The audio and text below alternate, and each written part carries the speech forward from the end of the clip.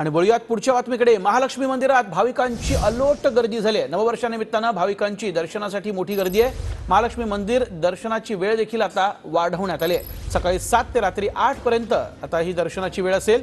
भाविकांनी त्यामुळे तिथं मोठी गर्दी केल्याचं दिसतंय। कोल्हापूरमधील अंबाबाईचं मंदिर सकाळी 7 ते रात्री 8 वाजेपर्यंत दर्शनासाठी खुलं राहील। भूषण पाटील मध्ये सहकारी आपल्या सोबत आहेत। भूषण, आपल्याला माहिती आहे मंदिरामध्ये दर्शनासाठी अलोट गर्दी होत असते। आता वेळ देखील प्रशासनाने वाढवलेली आहे, मात्र इतर खबरदारीचे उपाय देखील घेणे अत्यंत गरजेचे आहे। काय सांगाल?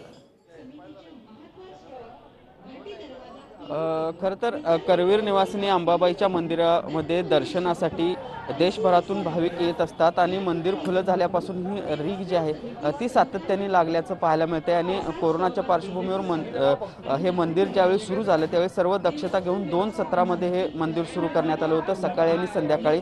आणि त्यानंतर जसं आता कोरोनाचा कहर कमी येतोय त्याचबरोबर भाविकांची गर्दी देखील वाढते आणि त्याच पार्श्वभूमीवर पश्चिम महाराष्ट्र देवस्थान समितीनं आता मंदिर जे आहे ते पूर्ण वेळ म्हणजे सकाळी 7 ते रात्री 8 वाजेपर्यंत खुलं ठेवण्याचा निर्णय जो आहे तो घेतलेला आहे। त्याची अंमलबजावणी अजून जरी सुरू झाली नसली तरी कदाचित नव्या वर्षात ही अंमलबजावणी जी आहे ती सुरू होऊ शकते आणि त्यामुळेच भाविकांना देवीचं दर्शन जे आहे ते घेता येणार आहे। खरं तर आता 2-3 दिवस सलग सुट्ट्या झालेल्या आहेत आणि त्या काळात मोठी गर्दी या ठिकाणी पाहायला मिळाली आणि आता सुद्धा 31st येतोय, त्यामुळे नवीन वर्षाच्या स्वागत जे आहे किंवा नवीन वर्षाची सुरुवात जी आहे ती देवीच्या दर्शनाने करण्याची अनेक भाविकांची परंपरा आहे। त्यामुळे भाविक नवीन वर्षाच्या पहिल्या दिवशी देवीच्या दर्शनासाठी येत असतात आणि बाहेरून जे काही भाविक येणारे आहेत ते आता कुठेतरी यायला देखील सुरुवात झालेली आहे असं म्हणायला लागेल। आता काही वेळापूर्वीच या ठिकाणी आपण बघतोय मंदिर उघडलेलं आहे आणि आता